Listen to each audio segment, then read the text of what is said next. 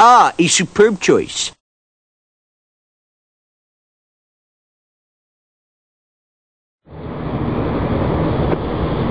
All right, we're down here at Tent City today. We're sitting here with Deb, and we're getting everybody ready to move. So Public Works is going to come through here and basically demolish all the camps. And Deb has been here for quite a while. How long have you been here, Deb? I've been here, first time I came here was back in 95. Okay. And I stayed for 5-6 years. And I went back out home. Where's home? Michigan. Okay. That's right. I stayed there for a couple of years. And I came back. And they told me I couldn't live in Tent City no more because they're closing it down. I said, no, wait a minute. This is my home.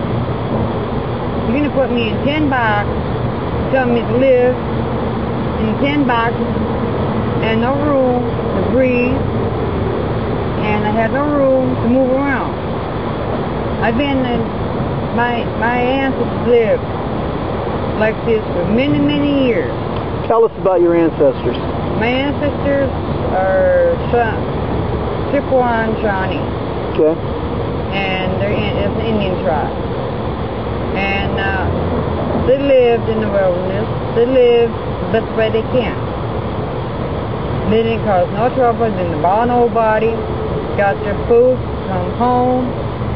When I was not born in the hospital. I was born out in the wilderness. How old are you? I'm 53 years old. Okay. And were you born in Michigan? Yeah. Okay. An Indian reservation. Okay. That's up by Muskegon, right? Yeah. Okay. And now they're trying to tell me I can't live in my home. How long have you been back here the second time, Deb? The second time I've been back, say 96 to 200. Okay, 2000 I came back. I came back in 98. Okay. And I stayed here in the 2000. I went back, stayed a year and a half. So you've been here like 5 years. Yeah. Have you been at this site for 5 years? You've been in and out in and out. All around Tent City. I understand. For a year and a half, 2 years, and I drift out. And that's where my heritage was.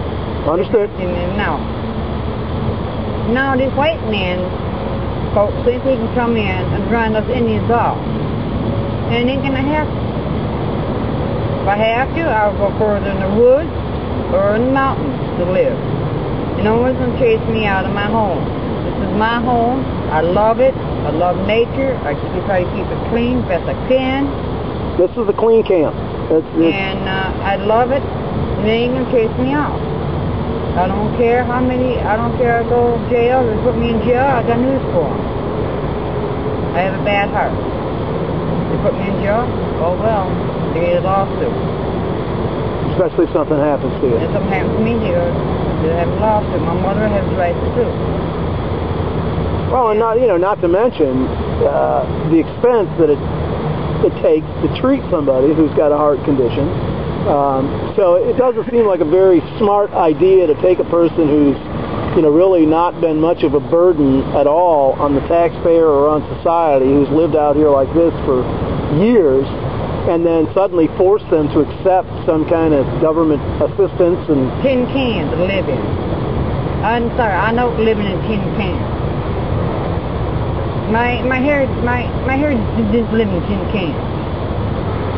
Lived in teepees all their life. And all of a sudden I gotta go into a small place like this, can't breathe, can't move, just walk up like this back and forth like a zombie. No, I don't live that way.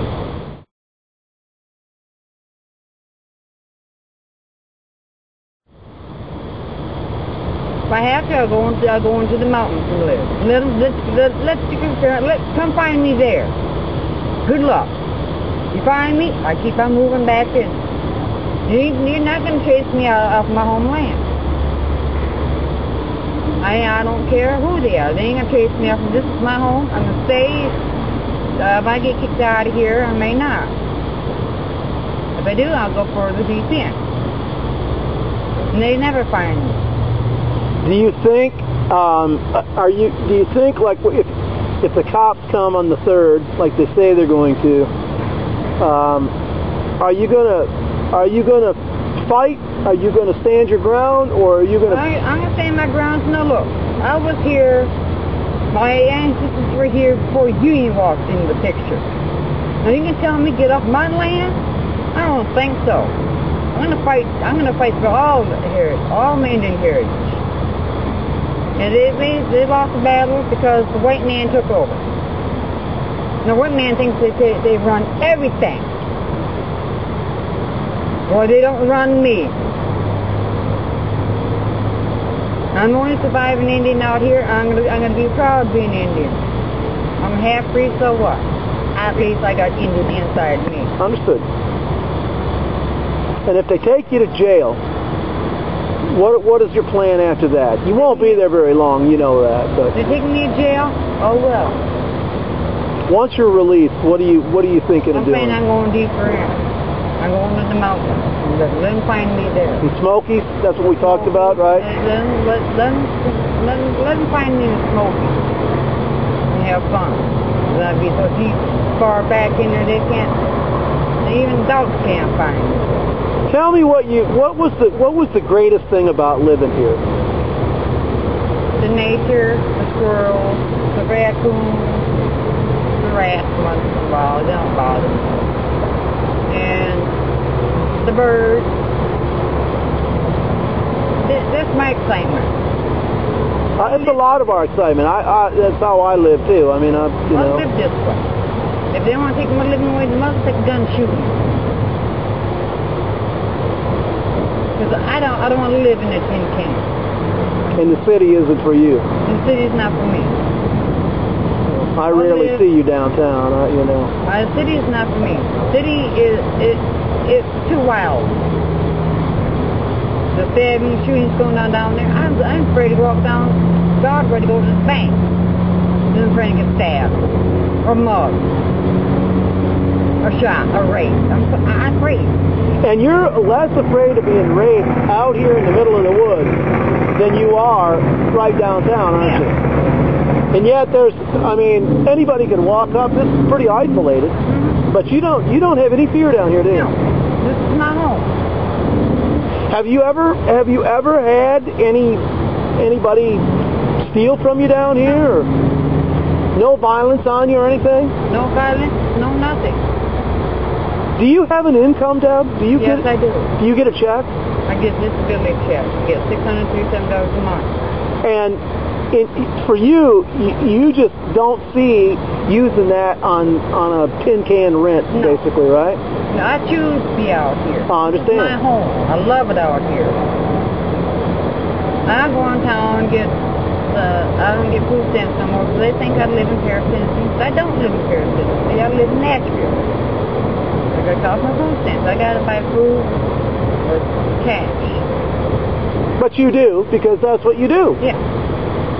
Come back here, and I say to myself, I don't go bother nobody. Nobody comes bother me. I'll stay to myself. And I like it this way. This is home to me. I can see the river up there, see the boats go by, and all that. It don't bother me. And I love it